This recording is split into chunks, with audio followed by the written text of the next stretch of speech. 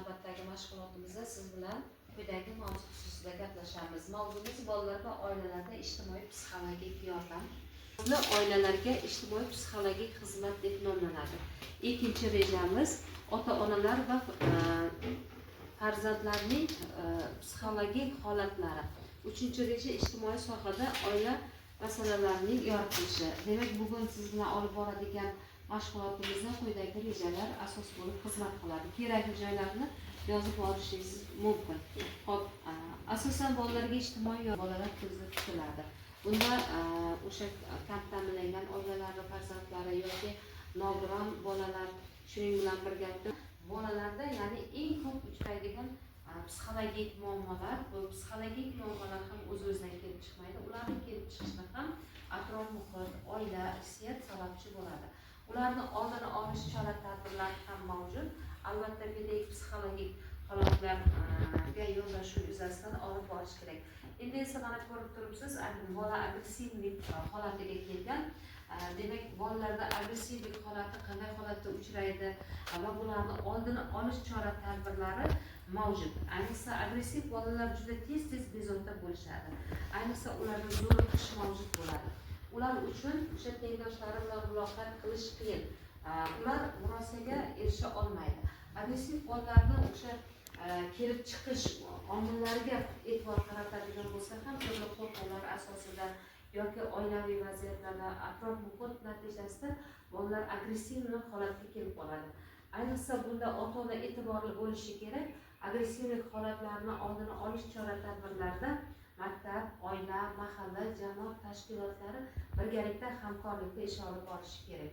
Albatta, siz ijtimoiy xodim, ya'ni mana shu mutaxassisligingiz jihatdan yondashib, agressiv bolalar bilan ishlash omillarini va uning metod usullarini bilishingiz shart va lozim. Endi agressiv bolalarda uchraydigan va yolg'on va o'g'irlik o'sha eng salbiy holatlar, bu yolg'onchilik, o'g'irlik, bolalarda yoshiga xos bo'lgan ayrim holatlar hisoblanadi. Albatta, bolalar psixologik bunaqa o'zgarishlar bo'lgan paytda hamma bola ham yolg'onchilik, o'g'irlikka yo'l tutmaydi.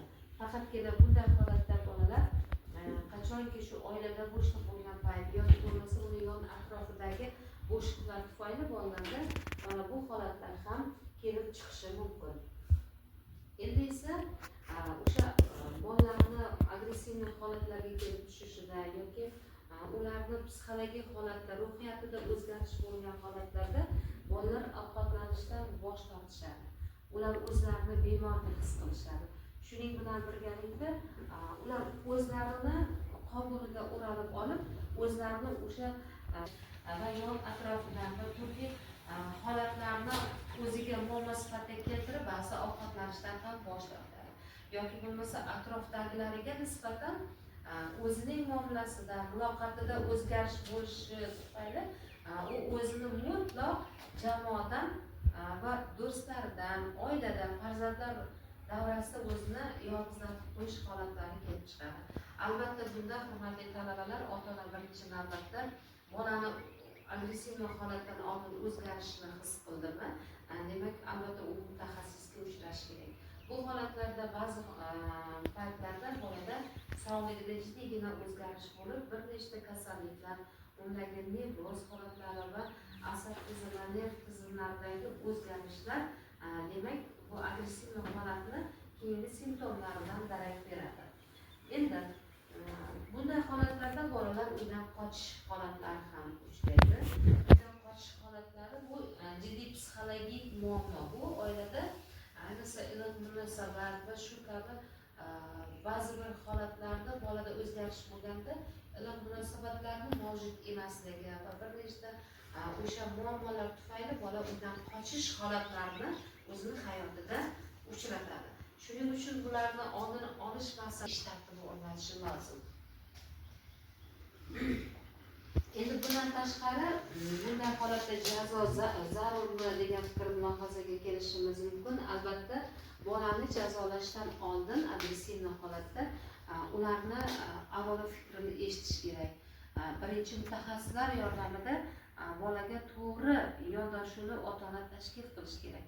Hattoki maktabda o'qituvchi va muassasada xodim bilan birgalikda ish olib borib, agressiv holatdan chiqishda ijtimoiy yordam bera olish kerak. Birinchi navbatda bu vazifani oylashdan oldin uni diagnoz, ya'ni diagnostik tahlil olib borish kerak. Ya'ni bu tashxis demakdir. To'g'ri tashxis qilingan oilalarga demak ijtimoiy ish xodimi to'g'ri ishlashiga va ijobiy natijaga erishishiga sabab bo'ladi. Shuning bilan birgalikda korreksion ishlarni amalga oshiradi. Biz bilamizki, korreksiya bu tuzatish degan ma'noni anglatadi. Profilaktik ishlar olib borish kerak. Profilaktik ishlar siz bizga ma'lum hamkorlikda olib boradi. Albatta pedagog, psixolog, tibbiyot xodimlari bilan hamkorlikda, hamjihatlikda tashkil etiladi. Albatta bu profilaktik ishlarni tashkil etilishi, ya'ni samarali ijobiy tashkil etilishi mana shunday salbiy holatlarni oldini olishga, tezgina ijobiy natija berishga sabab bo'ladi. Endi ma'rifiy ishlarni tashkil. Hurmatli talabalar, ota-ona uchun psixologik konsultatsiya kerak. Bunday holatlarda avvalo ota-ona bolani birinchi navbatda yordam berish uchun o'zi psixologik bilimga ega bo'lishi kerak. Shuning uchun psixologik konsultatsiya uchun psixolog huzuriga borib kerakli konsultatsiyalarni va maslahatlarni olishi lozim. Bundan tashqari esa o'sha o'smirlarda psixologik holatlar o'zgarishi natijasida bir nechta salbiy muammolar kelib chiqadi. Ya'ni uning hayotida tamaki chekish, spirtli ichimliklar hamda bolaning xulqini buzilishi va kompyuter o'yinlariga, internetga tobelik. Ya'ni bilasizki, qachonki internetga haddan ziyod ko'p tobelik bo'lsa, bola juda ham ko'p salbiy holatlarni o'ziga keltirib chiqaradi. Bundan tashqari bir nechta holatlarga uchrab qolishi mumkin. Albatta uning hayotida bitta zarba bo'ladigan va bir nechta muammolarni keltirib chiqaradigan salbiy muammolarni o'zini hayotida keltirib chiqaradi. Demak, hurmatli talabalar, bola o'sha agressiv holatga kelmaslik uchun yoki bo'lmasa bolada salbiy muammolar uchramaslik uchun birinchi navbatda mas'ul shaxs bu ota-ona hisoblanadi.